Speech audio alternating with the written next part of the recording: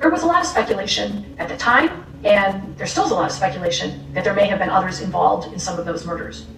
Gacy always said he didn't kill all the boys, and he alluded to the idea that there could have been a bigger picture, that there may have been a snuff film operation, and that some of these young men and boys were being killed and videotaped, and the videos sold on the black market. When he first said that to me, I was thinking, this sounds like a bunch of BS. And then I thought about it, and I thought, well, Gacy liked to make money. There were probably other people involved in these crimes. There was probably a black market for snuff films back then, if you like that kind of stuff, so maybe that did make sense. The thing of it is, they want you to believe that I alone committed these murders, and I had nothing to do with the murders of anyone. If anybody was involved, then how many people are we talking about beside yourself? We believe there was 4 people involved, and that would be Michael Rossi, David Cram, Philip Paskey. Both Rossi and Cram denied any knowledge of Gacy's murders or of any of their involvement in anything.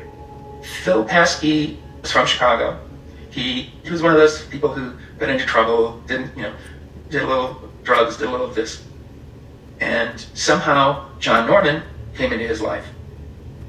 So the story goes, there's a guy named John Norman. Norman does some jail time for assaulting some kids in Homewood, Illinois. While he's in the Cook County Jail, using the jail printing press, he creates this newsletter, the Delta Project, this sex trafficking ring that's going to men who want to have sex with boys. While he was in Cook County Jail, he met Phil Paskey, and when he got out of jail, Cook County Jail, Paskey took over the operation. He is a credible witness here, but he says they ought to look into John Norman and look at his videos to see if they can identify any victims. There was a crossover when we checked into John Norman's background that he goes all the way back to the early 70s, involved in, he ran the Norman Foundation, he run Epic International, and the Odyssey Foundation out of Dallas, Texas. And these were organizations where wealthy men could hire young boys for sexual weekends. I mean, Gacy clearly knew who John Norman was. And his deflection, his lie was, oh, I don't think I know him.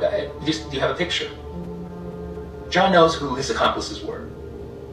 And somehow he's protected them. So the fact that he kind of threw that Paskey out there is suspicious. That was typical Gacy, sort of like, don't look over here, look over there. So you never knew if he was telling the truth or he was really leading you somewhere that you should be going. You didn't know with him. And John Norman was running Boys for Hire. They were making snuff films with young boys. The connection is this: John Norman, running the Delta Project sex trafficking ring, has an assistant named Phil Paskey. And guess what? Phil Paskey works for John Wayne Gacy.